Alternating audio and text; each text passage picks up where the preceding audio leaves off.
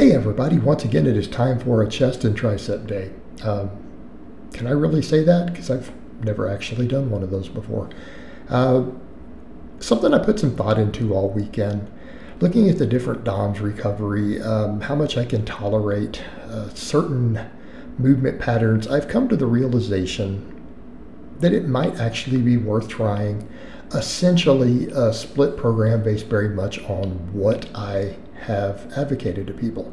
I'm going to have one day a little bit different than people are going to expect in here, but I've realized, look, as long as I'm getting sufficient volume, I stick to the principles of barbell movements first, go heavy on them, then do my lighter stuff, stick with really good volumes. You know, I actually went with, for this, 9 sets for each muscle group, but keep in mind there will be some overlap. Okay, there is some overlap that will happen throughout the week with other stuff, so I think I can get away with that as long as they're hard sets.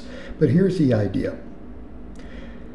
I just want to give my different muscles, all my tendons and stuff, time to recover every week.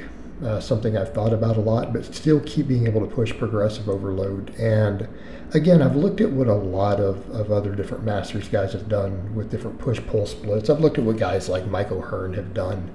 And yes, I programmed splits before for clients who really wanted them. And I used to use these a long time ago.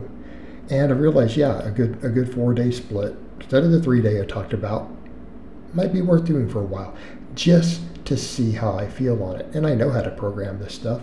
So a lot of it looks very much like you guys would expect, but I've taken out the supersets, and that's kind of a big deal because I rely on those pretty heavily for a while, but I want to see how I get along without them. Just training in more of a power bodybuilding style, which, you know, again means we do the heavy work.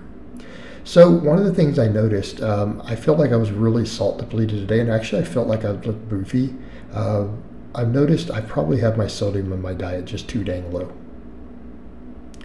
And I noticed I was really cramping up a little bit, and I feel like the bench suffered, so I took a break, went and got some sodium in. I train fasted, by the way, for those who are unaware. I've been doing that for quite a while. I got some sodium in. Came back, the cramping went away. So I'm hoping come next week we'll see a little bit better on that benching. Plus, I think if I have a full week for my chest and triceps to recover, I think we'll see an improvement on the bench next week. So I went with stuff that I like, that I know works for chest. Okay, so what did we do? We did flat bench. I did sets of 6. Incline, I'm like, I'm not going under 225. So I only got sets of 5, 3 sets of 5, because I haven't done it in a little while. But I want to build up with the 225. Same thing with the flat bench. Let me just build up with the 275. I'm not even going to bother with my whole thing of peak sets, top sets, training singles for a while. Let's just get good at heavy rep work. Heavy rep work. And I feel like, again, 275 is a good number for me to build off of. Again, because that's real wide grip. That's flat back benching. This is as raw as you can get. No belt, no wraps. All right, let's just get in and do that. A lot of what I'm looking at here too is putting stuff into deeper stretches. So trying to do the pullovers, which I did third, with minimal elbow bend, so I'm not making it as much of a tricep exercise, trying to get that stretch. And I'm going to keep hammering this range of motion on it. And sure enough, I felt my pecs a lot. So what do we got here for chest? Three different angles. 3 very, very different movements. And I think this is really going to be a lot of the key. Hard sets, hitting enough angles, but none of this is truly, as far as the chest goes, what people would think of as pump work. I'm not doing cable flies or anything. So flat bench, incline bench, all of it paused. And then pullovers. Pullovers went higher rep, did sets of 12. I want to just stick with this weight, and I want to, this is almost painful level range of motion still because of, again, just the range of motion in my shoulders, but I feel like this will help. So I didn't put thoughts that much into triceps for this because I'm like, I'm going to hit triceps from a couple different angles also, and I'm going to make sure I get that long head. This hammers at the long head also. So again, 3 sets of pullovers. These are kind of my go-tos for chest that I've always enjoyed, always got good results from.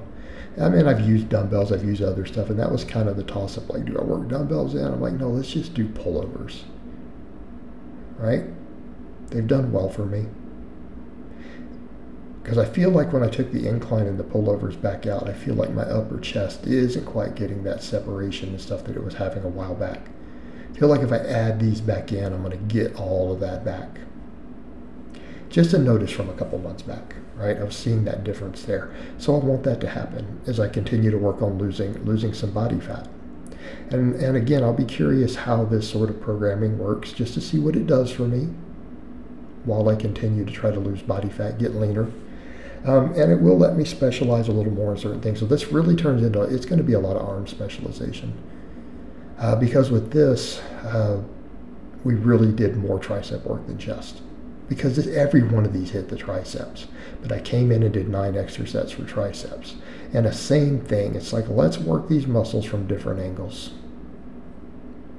Because it's one thing when I say, hey, I can take minimalist stuff and I can build novices up. I can build people to the physiques they want really easy. But I'm not trying to be at that sort of physique. I need to take what I'm doing up to another tier. Again, running a fitness channel. Actually running a couple of pages like that. I've got to look more and more the part. And the beauty of it is, since I'm still doing heavy squat, bench, and deadlift, if you guys can clearly see, I'm still going to be strong. I will still be power lifter strong when push comes to shove. So I'm not worried about that. I'm not worried about losing strength. All right, after the pullovers, we did normal skull crushers. I'm going to call these laying extensions, and this is going to sound silly. One of my things, like when I put these on Facebook, it doesn't like me putting skull crusher in the description. So these are still a laying extension variation. They're just done to the face. Hits the tricep a little different. And I feel like I'm not as worried about trying to get that weird stretch at the bottom we get with the shoulder extension. I don't have to have that if I do some behind the head stuff anyways, because this still works the long head. Let's be clear, this sort of extension works the long head. But it does put a deeper stretch on that lateral and medial head, I notice a lot, while still working the long head. But it puts those into probably one of the better lengthened positions I've noticed. Whereas I get a little more lengthened position on the long head when I go do these with extension with the shoulder also. But I'm going to get that from the pullovers, and I'm going to get that from the seated extensions. I wasn't real wild about the seated extensions today, right? Wasn't wild about it. Of course, I think the seated extensions is a good angle. You guys will see that I am holding a little more water again today. Again, I feel like I dropped my salt too low, and it kind of puts stuff the other direction. So again, stay in the deficit, do my fasting, just balance my electrolytes a little more. And as I get leaner, I think all that'll come back off. But I don't look as lean today as I did a week ago. Just an FYI. I'm noticing that, and that's okay. So I feel like I just need some adjustments to electrolyte intake. But these, I felt them in the long head, but I just felt because of, again, my shoulder range of motion, it was a bit difficult to do these. But I still hit that long head, and I still got one heck of a stretch, but I'm looking at the amount of weight I'm using, and I'm like, oh my God, this is such a sissy weight. Because I used to do these standing with a barbell with a lot more weight, even when I was back in the UK. Probably had bigger triceps then too.